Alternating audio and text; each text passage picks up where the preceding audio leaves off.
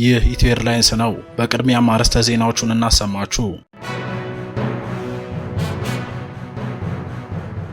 በ10 ቀናት በሚካሄድ ኦፕሬሽን ህወሓትን ከትግራይ ሙሉ በሙሉ እናስወግዳለን በሚል የብልጽግና መንግስት አዲስ ጦርነት በሰሜኑ የሀገሪቱ ክፍል ሊጀምር መሆኑ ተገለጸ። በዚህም የብልጽግናው መንግስት ካቀደው ከ10 ቀኑ ጦርነት በኋላ ፖለቲካውን ለጠቅላይ ሚኒስትሩ የምስራቅ አፍሪካ ጉዳዮች አማካሪ ለአቶ ጌታቸው ረዳ ሊሰጥ መሆኑም ተነግሯል። በሰሜን ኢትዮጵያ ያለው ውጥረት ተጋግሎ ሊፈነዳ ከጫፍ የደረሰ ይመስላል። ከመከላከያ የደህንነት መስሪያ ቤት የወጣው መረጃ በብዙዎች ዘንድ መነጋገሪያ የሆነ ሲሆን የብልጽግናው መንግስት ወደ ሰሜን ኢትዮጵያ ብዛት ያለው ኃይሉንና ከባባድ መሳሪያ ማጓጓዝ መቀጠሉን የሚያመላክቱ መረጃዎች ወጥተዋል። የጦር መሳሪያ የጫኑ አውሮፕላኖችም ከአቡዳቢ ተነስተው ደብረ ዘይት ወደሚገኘው የአየር ማረፊያ የጦር መሳሪያዎችን ማራገፋቸው ተገልጿል። በትላንትናው ዕለትም በኢትዮጵያና በኤርትራ ድንበር አካባቢዎች የድሮን አሰሳና ቅኝት ሲደረግ መዋሉ ተሰምቷል። ዝርዝሩን ይዘናል። ከኢሱ ወደ አፎም ጋር የምንካፈለው አሰብ ይሆናል።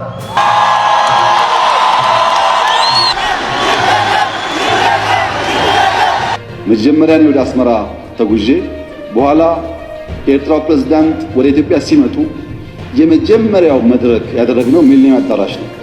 ብዙ ህዝብ አለበት። በላይቭ ቲቪ ሁላችሁ ወይ ነበራችሁ ወይ ሰምታችኋል። ካልሰማችሁ አሁን ገብታችሁ ዩቲዩብ ላይ ስሙት። የመጀመሪያው ስብሰባ አሰብ ነው እሳቸው ባሉበት። ኤርትራ ለብልጽግናው መንግስት ክስ ምላሽ ሰጠች። የኤርትራ መንግስት የኢትዮጵያ ውጭ ጉዳይ ሚኒስቴር ትላንት ያቀረበውን ክስ መሰረተ ቢስ ሲል በጽኑ ተቃውሟል። ድርጊቱንም ላለፉት 2 ዓመታት በኤርትራ ላይ ሲካሄድ የቆየው የጠባጫሪነት ዘመቻ አካል ነው ብሎታል። ይህ በእንዲህ እንዳለ ጀዋር መሐመድ የኢትዮጵያ ውጭ ጉዳይ ሚኒስቴር ለኤርትራ አቻው የላከው ደብዳቤ ወደ ጦርነት ሊያመራ የሚችል ከባድ ማስጠንቀቂያ መሆኑን ገልጿል። ጀዋር መንግስት በኤርትራ ላይ የሰነዘረው ክስ ተገቢው ማስረጃ ሊቀርብበት እንደሚገባ አሳስቧል። ሌላኛው መረጃችን ነው። በአማራ ክልል እየተደረገ ያለው ጦርነትና እየተፈጸሙ ያሉት የደፈጣ ጥቃቶች ከፍተኛ ሰብአዊና ቁሳዊ ጉዳትን እያስከተሉ ዛሬም ቀጥለዋል። በክልሉ አንዳንድ አካባቢዎች የብልጽግናው መንግስት ሰራዊቱን እያስወጣ ሲሆን በእነዚህ አካባቢዎችም የሚሊሻ ኃይሉ እየፈራረሰ መሆኑ ተገልጿል። ከዚህ በተጨማሪም የብልጽግናው መንግስት ባለስልጣናት ወደ ዞን እየተሰባሰቡ ሲሆን አንዳንዶቹም በፋኖ ኃይሎች ተይዘው መወሰዳቸው ተሰምቷል። ከመሃል የኢትዮጵያ አካባቢዎች ወደ ሰሜን ኢትዮጵያ ታንክና መድፍን ጨምሮ ሌሎች ዘመናዊ መሳሪያዎች እየተጓጓዙ መሆናቸው የተሰማ ሲሆን በቀጣይ ምን ይፈጠራል የሚለው ጉዳይ በብዙዎች ዘንድ መነጋገሪያ ሆኗል። በክልሉ በሸዋ ቀጠናዎች የብልጽግናው መንግስት ኢንተርኔትና ስልክ ዘግቶ የከፈተው ውጊያ አሁንም እንደቀጠለና በዛሬው ዕለትም በክልሉ ሌሎች አካባቢዎች እንደቀጠለ ተገልጿል። ሰላም ውድና የተከበራችሁ የቻናላችን ተከታታዮች፣ በዕለቱ የተሰሙትን እነዚህንና ሌሎች መረጃዎችን ይዘን ቀርበናል። እስከ ፍጻሜው አብራችሁን ቆዩ። ቪዲዮ ላይክና ሼር፣ ቻናሉን ሰብስክራይብ እና የደወል ምልክቷን በመጫን ትኩስና አዳዲስ መረጃዎችን ያገኙ እያልን ወደ ዝርዝሩ አለፍን።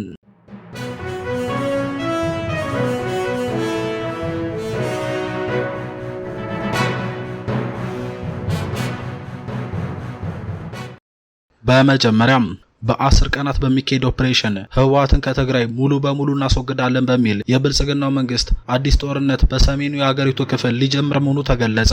ከመከላከያ የደህንነት መስሪያ ቤት የወጣው መረጃ በብዙዎች ዘንድ መነጋገሪያ ሆኗል። በሰሜን ኢትዮጵያ ያለው ውጥረት ተጋግሎ ሊፈነዳ ከጫፍ የደረሰ ይመስላል። በትላንትናው ዕለት የብልጽግናው መንግስት በሽሬ በኢትዮጵያና በኤርትራ ድንበር አካባቢ እንዲሁም በተከዜ ደደቢ ቀጠናዎች የድሮን አሰሳና ቅኝት ሲያደርግ መዋሉ የተሰማ ሲሆን እስከ ባድመ ድረስም የአየር ካርታና የአየር ስምሪት ቅኝት መደረጉን የገለጹት የመረጃ ምንጮች ደደቢት፣ ሽሬ፣ ጸሊሞይ፣ ሽራሮ፣ ዛላምበሳና ራማ በመሳሰሉ አካባቢዎች የድሮን ስምሪትና የአየር ቅኝት መደረጉን አስረድተዋል። ከዚሁ ጋር በተያያዘም የብልጽግናው መንግስት ወደ ሰሜን ኢትዮጵያ ብዛት ያለው ኃይሉንና ከባባድ መሳሪያ ማጓጓዝ መቀጠሉን የሚያመላክቱ መረጃዎች እየወጡ ሲሆን በተጨማሪም ወደ ሰሜን ኢትዮጵያ አካባቢ ከፍተኛ ኃይሉን እያስጠጋ እንደሆነም ተነግሯል። በተለይ በሰሜን ምዕራብ ኢትዮጵያ በኩል ቋራ፣ መተማ፣ አርማጭሆ ከባባድ መሳሪያዎችና ብዛት ያለው ኃይሎች ወደ ወልቃይት የትግራይና ኤርትራ ትይዩ አካባቢዎች እየተከማቹ እንደሆነ የአካባቢው የመረጃ ምንጮች ገልጸዋል። በተጨማሪም በዋግ ግንባር በጀነራል ዘውዱ የሚመሩ 801ኛና 803ኛ ኮሮች እንዲጠጉ መደረጉ የተገለጸ ሲሆን በጀነራል መሐመድ ተሰማ ከሚመራው ከምዕራብ ዕዝም የተወሰነ ሰራዊት እንዲንቀሳቀስ መደረጉም ተነግሯል። በአበርገሌና ኮረም ትይዩ ቀጠናዎችም የብልጽግናው መንግስት ከፍተኛ ኃይሉን እያከማቸ መሆኑ የተሰማ ሲሆን በከፊል በአፋርና አዋሽ አካባቢም አዲስ ኃይል ከመሃል ሀገር አንቀሳቅሶ ወደ አካባቢው እያሰፈረ መሆኑ ተገልጿል። ከባባድ መሳሪያዎችንም ወደ ሰሜኑ የኢትዮጵያ ክፍል በብዛት እየተጓጓዙ እንደሆነ የተገለጸ ሲሆን ወለጋና ቤሻንጉል የነበሩ ታንኮች በፓዊ ጃዊና ቋራ ወደ ሰሜኑ የኢትዮጵያ ክፍል እየተወሰዱ እንደሆነ ተሰምቷል። በትግራይ ዳግም ይከፈታል የተባለው ጦርነት በ10 ቀናት እንጨርሳለን የሚል እቅድ የብልጽግናው መንግስት እንዳለው የገለጹት የመረጃ ምንጮች ለዚህም እንደማሳያ ሰሞኑን የብልጽግናው መንግስት እያደረገ ያለውን የኃይልና የከባባድ መሳሪያ ማስጠጋት እንደ ማስረጃነት ጠቅሰዋል። በዚህም የብልጽግናው መንግስት ካቀደው ከ10 ቀኑ ጦርነት በኋላ ፖለቲካውን ለጠቅላይ ሚኒስትሩ የምስራቅ አፍሪካ ጉዳዮች አማካሪ አቶ ጌታቸው ረዳ እንዲሁም የክልሉን የጸጥታ ሁኔታ ለጀነራል ገብረ እግዚአብሔር በየነ ወይም ለወዲያን ጥሩ እንሰጣለን የሚል እቅድ ማርቀቁም ተሰምቷል። ከመከላከያ የደህንነት መስሪያ ቤት በወጣው መረጃ መሰረትም በሰሜን ኢትዮጵያ በቀጣይ ይከፈታል ለተባለው ጦርነት የጦር መሳሪያ የጫኑ አውሮፕላኖች ከአቡዳቢ ተነስተው ደብረ ዘይት ወደሚገኘው አየር ማረፊያ የጦር መሳሪያዎችን ማራገፋቸው ተገልጿል። ኤርትራ ለብልጽግናው መንግስት ክስ ምላሽ ሰጠች። የኤርትራ የማስታወቂያ ሚኒስትር የኢትዮጵያ ውጭ ጉዳይ ሚኒስትር ትላንት በኤርትራ ላይ ያቀረበውን ክስ መሰረተ ቢስ ነው ሲል በጽኑ ተቃውሟል። ሚኒስትሩ ዛሬ ባወጣው መግለጫ የኢትዮጵያ ክስ በይዘቱ በቃናውና በስተጀርባው ባለው ተነሳሽነት እጅግ አስገራሚ መሆኑ ገልጾ ድርጊቱ ላለፉት 2 ዓመታት በኤርትራ ላይ ሲካሄድ የቆየው የጠባጫሪነት ዘመቻ አካል ነው ብሎታል። በትላንትናው ዕለት ኢትዮጵያ በውጭ ጉዳይ ሚኒስቴሯ በኩል ለኤርትራ መንግስት ግልጽ ደብዳቤ ጻፈች ሲሆን በደብዳቤው ላይም ለረጅም ጊዜ የኤርትራ ኃይሎች በጋራ ድንበራችን ላይ የሚገኘውን የኢትዮጵያ ግዛትን ተቆጣጥረው የኤርትራ መንግስት በኢትዮጵያ ውስጥ ላሉ የተለያዩ ታጣቂ ቡድኖች ቀጥተኛ የቁሳቁስ ድጋፍ ሲሰጥ ቆይቷል። ይህ የግዛት ሰላማችንና የሉዓላዊነታችን ጥሰት እንዲስተካከል ጥሪ አቅርበናል። ነገር ግን እነዚህ ተደጋጋሚ ጥሪዎች ችላ ተብለዋል። ባለፉት ጥቂት ቀናት ውስጥ የተከሰቱት ክስተቶች የኤርትራ መንግስት ተጨማሪ የጥቃት መንገድን መርጧል ሲል ከሷል።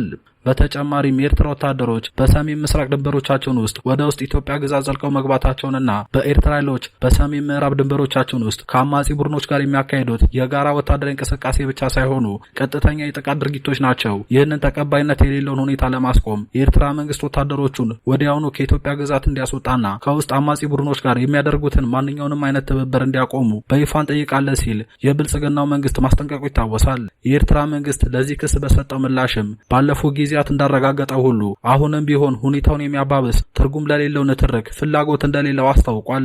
መግለጫው አክሎም የኢትዮጵያ መንግስት በኤርትራ ላይ የከፈተው የጠላትነት ዘመቻ አደገኛ አቅጣጫ እየያዘ መምጣቱን ገልጿል። በሁለቱ ሀገራት መካከል ያለው ግንኙነት ከቅርብ ጊዜ ወዲህ በከፍተኛ ሁኔታ እየሻከረ የመጣ ሲሆን ይህ የኤርትራ መግለጫ ግንኙነቱን ይበልጥ ወደ አዲስ ውጥረት ሊያመራው እንደሚችል ተገልጿል።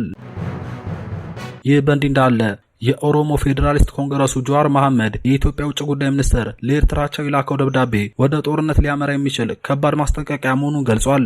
ጀዋር ባስተላለፈው መልእክትም መንግስት በኤርትራ ላይ ሰነዘረው ክስ ተገቢው ማስረጃ ሊቀርብበት እንደሚገባ ማሳስቧል።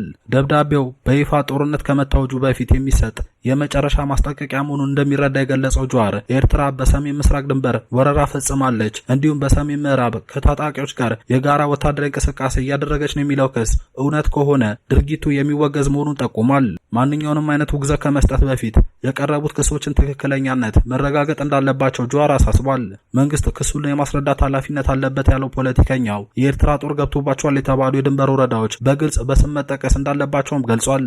መንግስት እንደ ሰሜን ምስራቅ ያሉ ሰፊ አሻሚ መልክዓ ምድራዊ መገለጫዎችን ከመጠቀም ይልቅ የተወሰኑ ቦታዎችን ለይቶ ማሳወቅ ለግልጽነትና ለጥርጣሬ መወገድ አስፈላጊ መሆኑን ጀዋር በመልእክቱ አመላክቷል። ጀዋር ይህንን አስተያየት የሰጠው የኢትዮጵያ መንግስት ኤርትራን ወታደራዊ ወረራ ፈጽማለች በማለት በይፋ መክሰሱንና በሁለቱ ሀገራት መካከል ያለው ውጥረት ወደ ከፍተኛ ደረጃ መሸጋገሩን ተከትሎ ነው። በመጨረሻም በአማራ ክልል እየተደረገ ያለው ጦርነትና እየተፈጸሙ ያሉት የደፈጣ ጥቃቶች ዛሬም ከፍተኛ ሰብአዊና ቁሳዊ ጉዳትን እያስከተሉ ቀጥለዋል።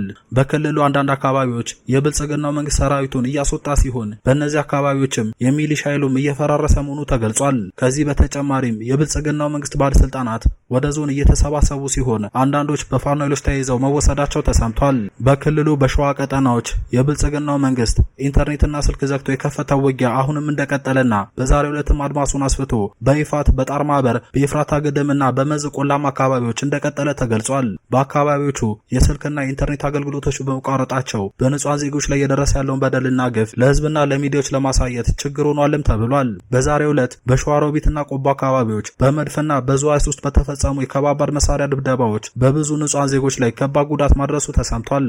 በዛሬው ዕለትም በሸዋሮቢትና አካባቢው በሌሊት በከባድ መሳሪያ የታገዘ ውጊያ መካሄዱን የአካባቢዎቹ ነዋሪዎች የገለጹ ሲሆን በተለይ ውስተንባይ ተብላ በምትጠራው አካባቢ በተደረገ ዘመቻ ወደ አካባቢው የገባው ኮማንዶ ኃይል ሳይወጣ ቀርቷል ተብሏል። በዚሁ በሸዋ ቀጠና የፋኖ ኃይሎች በሌሊት ወደ ከተማው ገብተው በሶስት አቅጣጫዎች በፈጸሟቸው ጥቃቶች በሚሊሻ አዛዥና በሚሊሻ አባላት ላይ ጉዳት መድረሱ ተነግሯል።